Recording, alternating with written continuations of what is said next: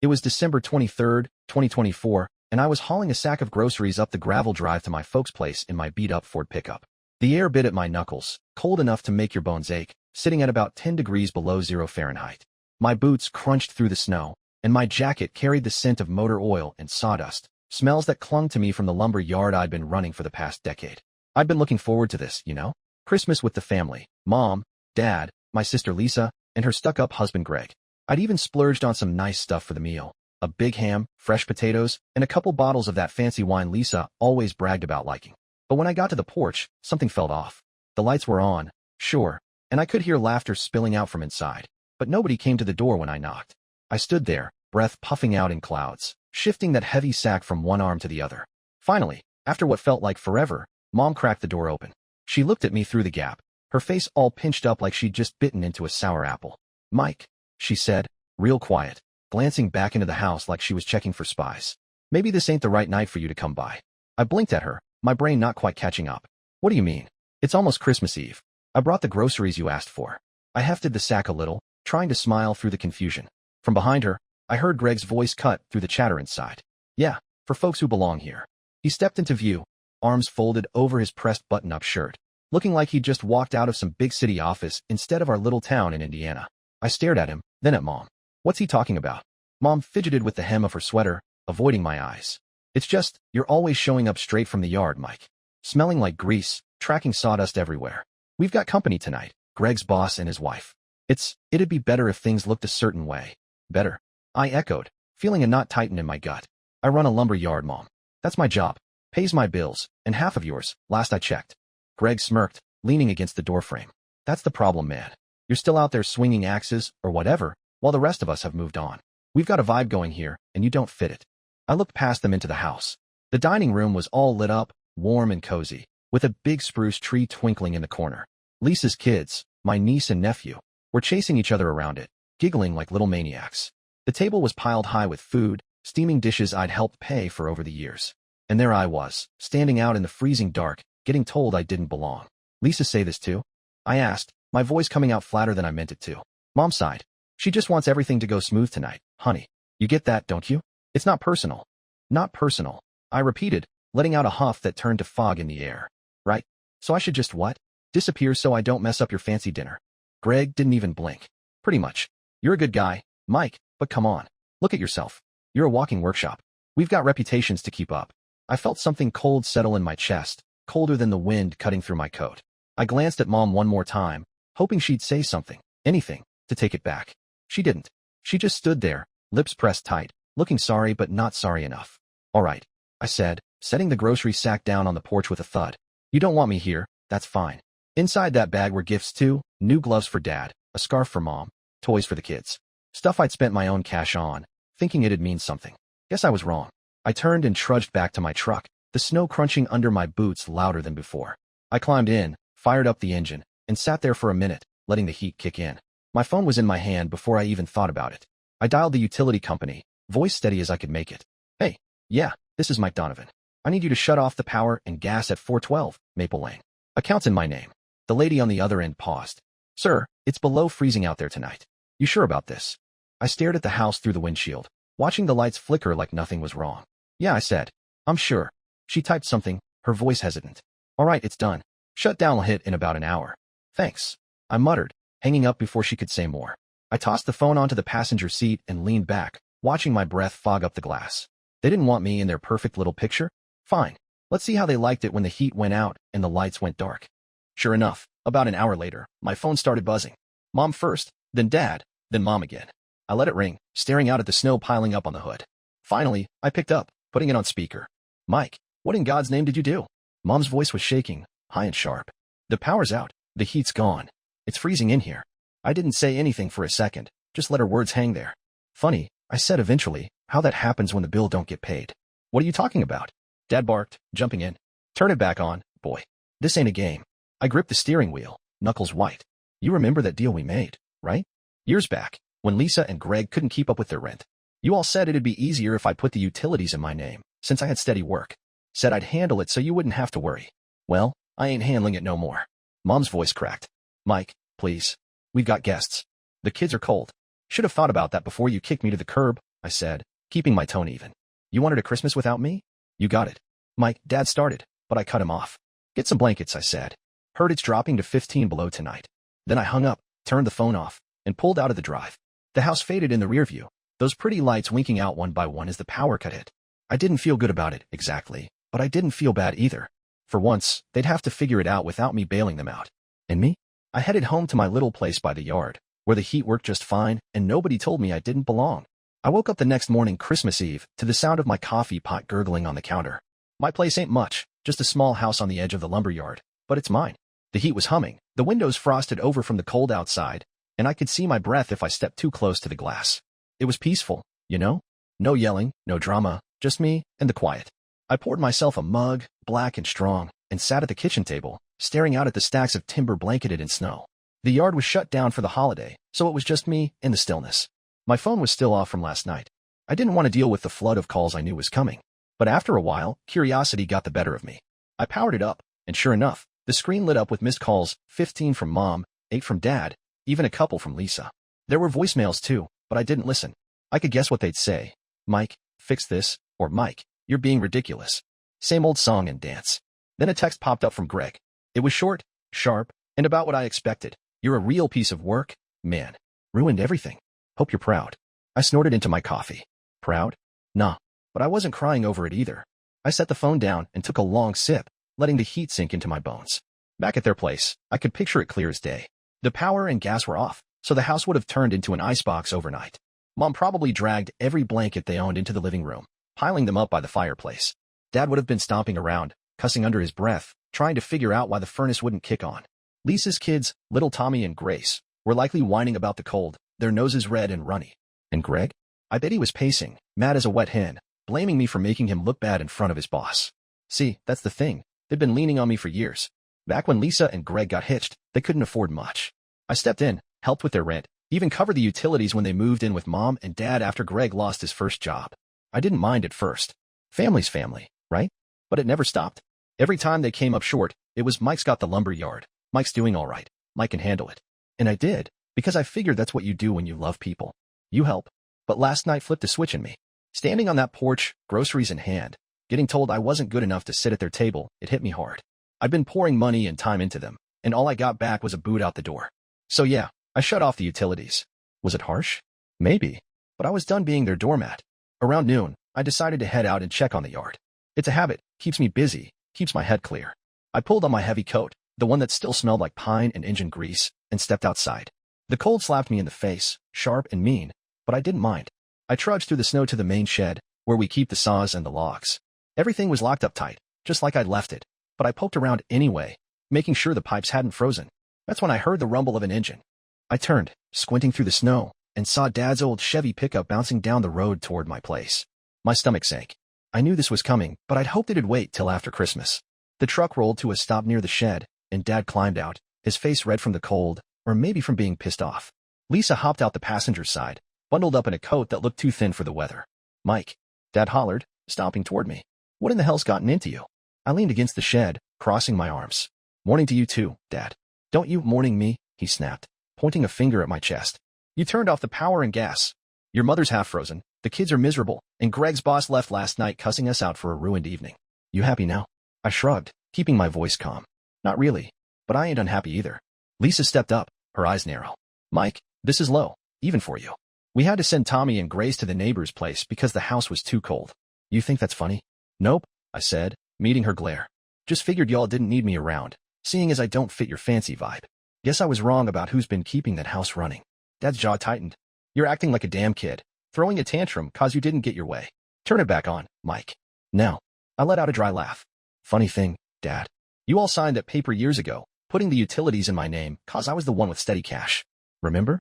Said it'd be easier that way. Well, I decided it ain't easy for me no more. Lisa's face went pale. You can't just leave us like this. It's Christmas Eve. Should have thought about that before you and Greg told me to get lost. I shot back.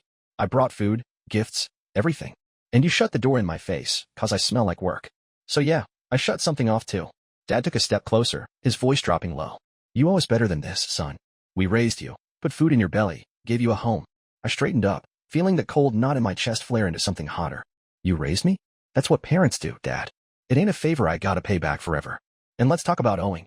Who's been paying your electric bill? Who fixed the roof last spring? Who made sure Lisa's kids had coats when Greg blew his paycheck on that stupid boat?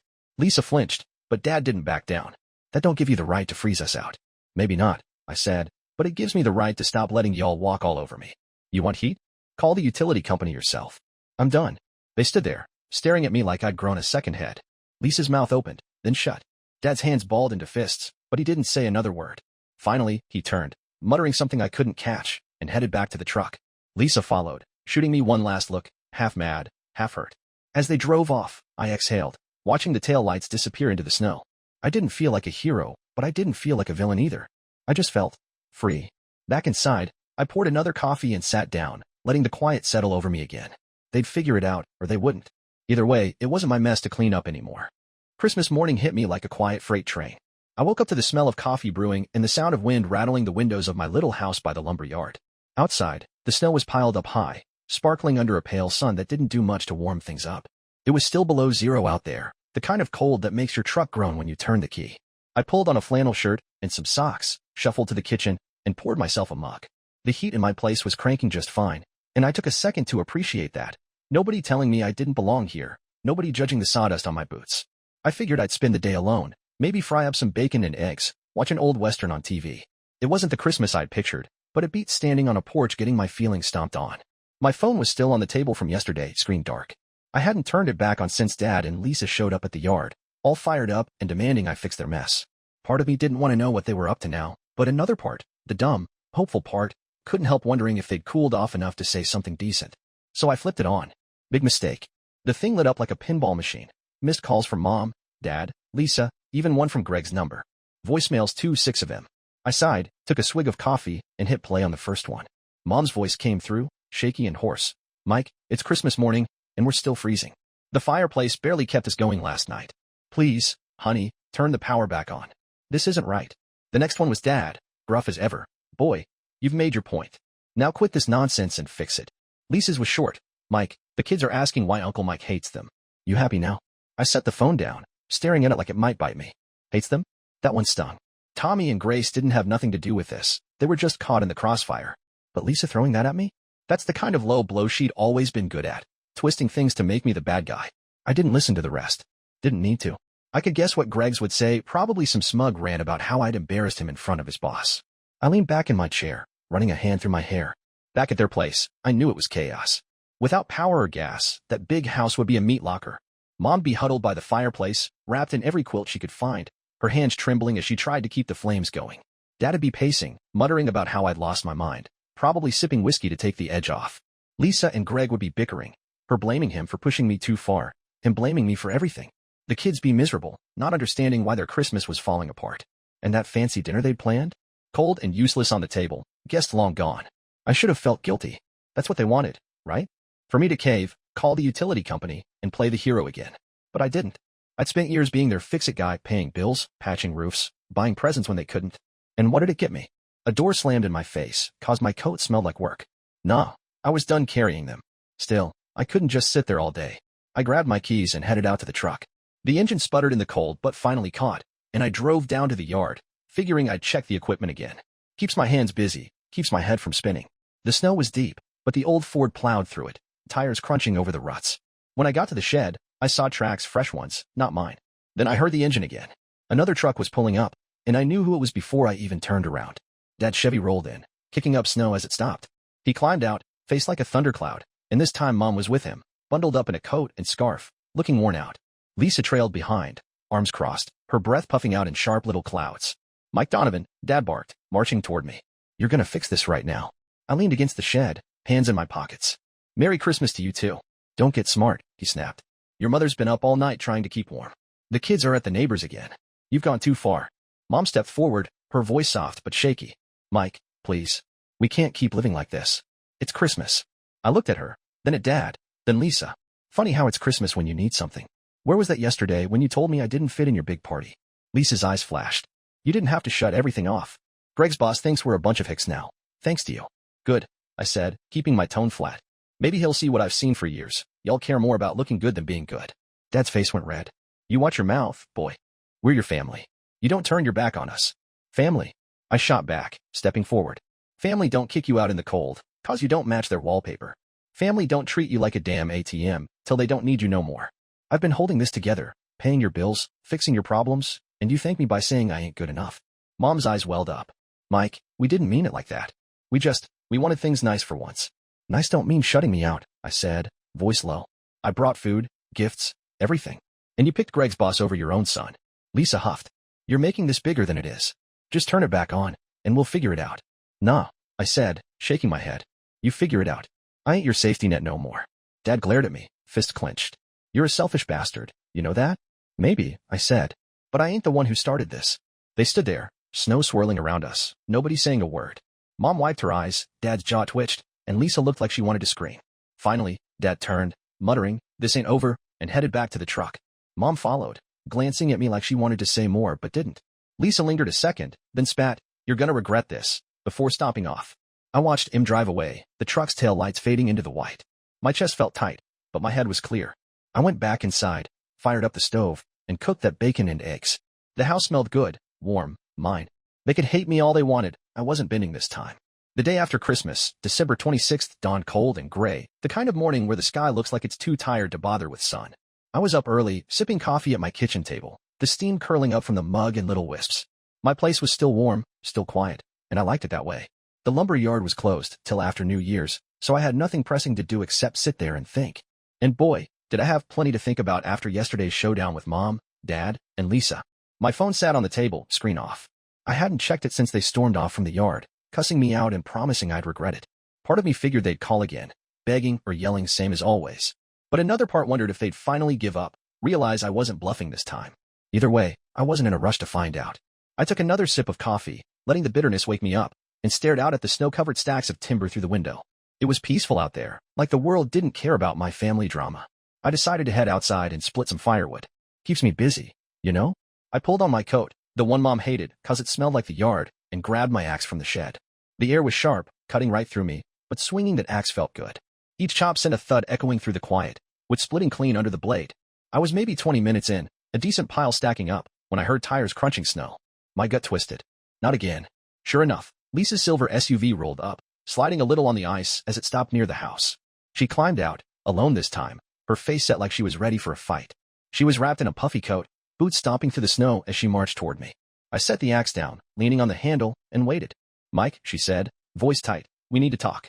"Thought we did that yesterday," I said, wiping sweat off my forehead despite the cold. Didn't seem to change much. She stopped a few feet away, hands on her hips. "You think you're some big hero, don't you? Turning off the power? Making us suffer? Well, congratulations, you broke Mom. She's been crying all morning, says she can't believe her own son would do this." I straightened up, feeling the familiar knot in my chest. Broke her? She's the one who told me I wasn't welcome 'cause I don't fit her picture-perfect Christmas. You and Greg backed her up. Don't put this on me. Lisa's eyes narrowed. You took it too far. The house is a disaster. No heat, no lights, nothing. Greg's pissed. His boss won't even return his calls now, and the kids are miserable. You happy ruining their Christmas? Nope, I said, keeping my voice steady. But I didn't ruin it. Y'all did, kicking me out like I'm some stray dog. I just stopped cleaning up your mess. She laughed, short and bitter. Oh, please. You've always had a chip on your shoulder, Mike. Acting like you're the only one who works hard, like we owe you a medal for it. I stepped closer, axe still in hand but resting easy. I don't want a medal, Lisa. I wanted a family. Instead, I got years of, Mike, pay this, Mike, fix that, and then a big fat, get lost, when I didn't look right for your guests. You tell me, who's got the chip here? Her jaw tightened, but she didn't answer right away. I could see her working it over in her head, trying to find a comeback. Finally, she said, Greg's talking about moving out, you know. Says he can't deal with this anymore, Mom and Dad leaning on him, the house falling apart. He's blaming you. Good for him. I shot back. Maybe he'll figure out how to pay his own way for once. Or is that my job too? She flinched, just a little, but enough for me to notice. You don't get it, she said, voice dropping. This isn't just about money. It's about us sticking together. You're tearing us apart. I let out a long breath, watching it fog up in the cold air. Sticking together? Lisa, I've been holding this family up since I was 20. Paid the electric when Dad got laid off. Covered your rent when Greg blew his savings on that boat. Bought Tommy and Grace their bikes last year, 'cause you couldn't. And what did I get? A door in my face. That ain't together. That's me being used. She stared at me, eyes hard but flickering with something else, guilt, maybe. So what? You're just done. You're gonna let Mom and Dad freeze, let my kids suffer, just to prove a point. I ain't proving nothing, I said. I'm done being the one who fixes everything while y'all pretend I don't matter. You want heat? Call the utility company. You got a fireplace, use it. Lisa's face twisted, anger boiling over. You're a selfish jerk, Mike. Always have been. Dad was right. You've got no heart. That one hit me square in the chest, but I didn't let it show. Maybe, I said, picking up the axe again. But I ain't the one who turned away their own brother cause he didn't match the decor. She opened her mouth, then shut it, like she couldn't find the words. For a second, we just stood there, snow falling soft around us, the silence heavier than the cold. Then she turned, stomping back to her SUV. Before she got in, she looked back and said, "This ain't over. You'll see." Yeah, I muttered as she drove off. That's what I'm afraid of. I went back to splitting wood, the rhythm of it calming me down some. Thud, crack, thud, crack. My arms burned, but my head started to clear. Lisa's words stuck with me, though selfish, no heart. Was I? I didn't think so. I'd given him everything I had for years, and they threw it back in my face. But still, that little voice in the back of my mind wouldn't shut up. Mom crying, the kid's cold, it gnawed at me, even if I didn't want it to.